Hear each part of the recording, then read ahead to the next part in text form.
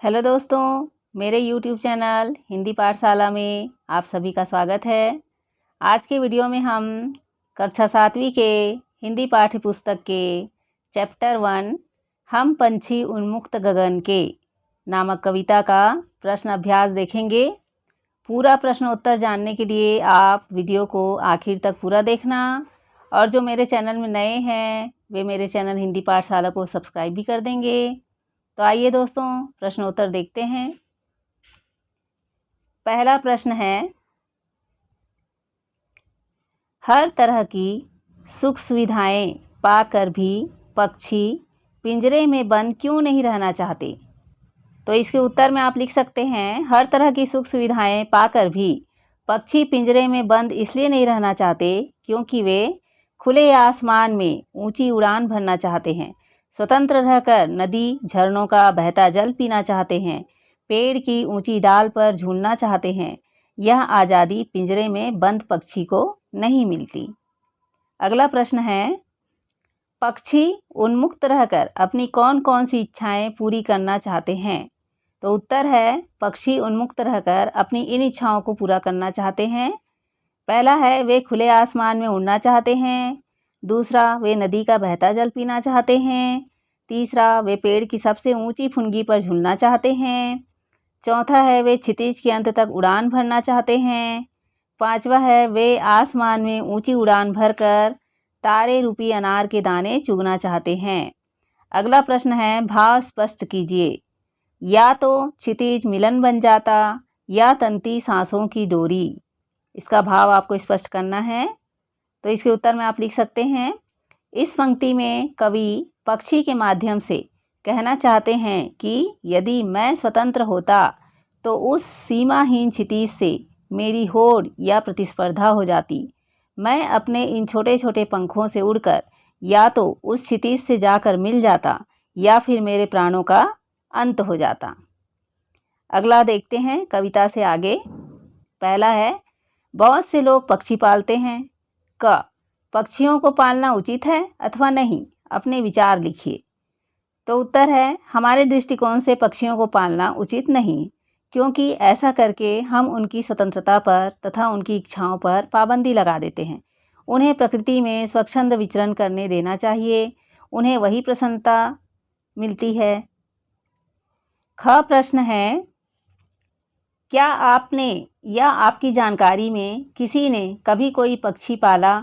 उसकी देख रेख किस प्रकार की जाती होगी? लिखिए।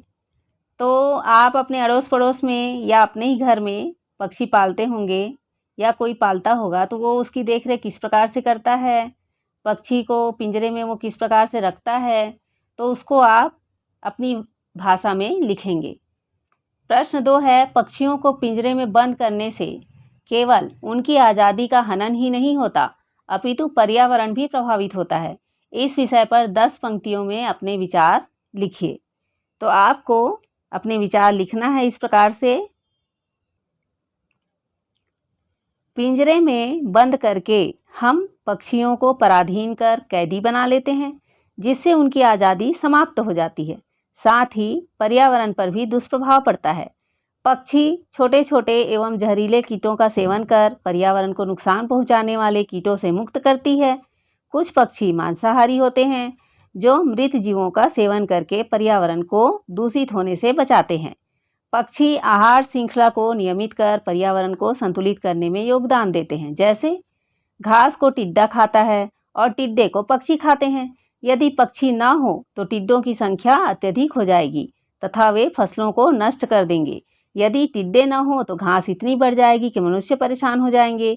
पक्षियों की मृत्यु के पश्चात उनके अवशेष से उत्तम खाद बनता है, जिनसे पेड़ पौधों के उत्पादन में वृद्धि होती है। इस तरह पक्षी पर्यावरण संरक्षण में योगदान देते हैं। अनुमान और कल्पना। पहला है, क्या आपको लगता है कि मानव की वर्तमान जीवन शैली और शहरीकरण से जुड़ी योजनाएं पक्षियों के लिए घातक है? पक्षियों से रहित वातावरण में अनेक समस्याएं उत्पन्न हो जाती है। इन समस्याओं से बचने के लिए हमें क्या करना चाहिए? उक्त विषय पर वाद विवाद प्रतियोगिता का आयोजन कीजिए।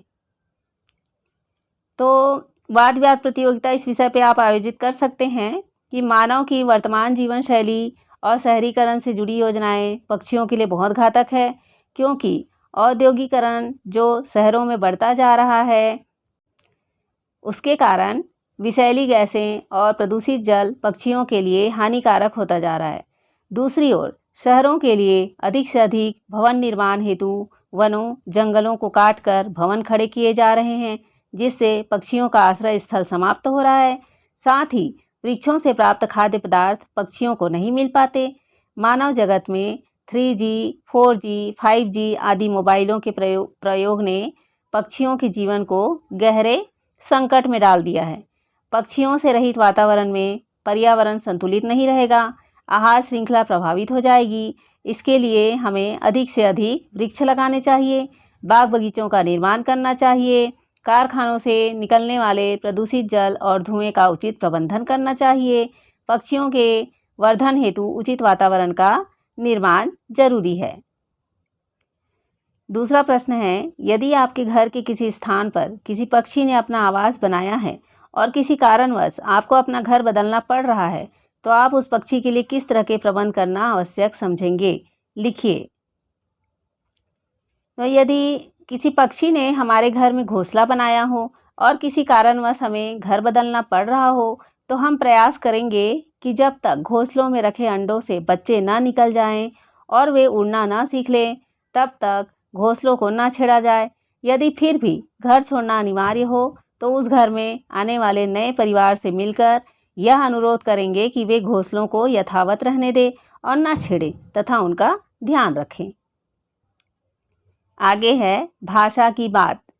पहला, स्वर्ण श्रृंखला और लाल किरण सी में रेखांकित शब्द गुणवाचक विशेषण है।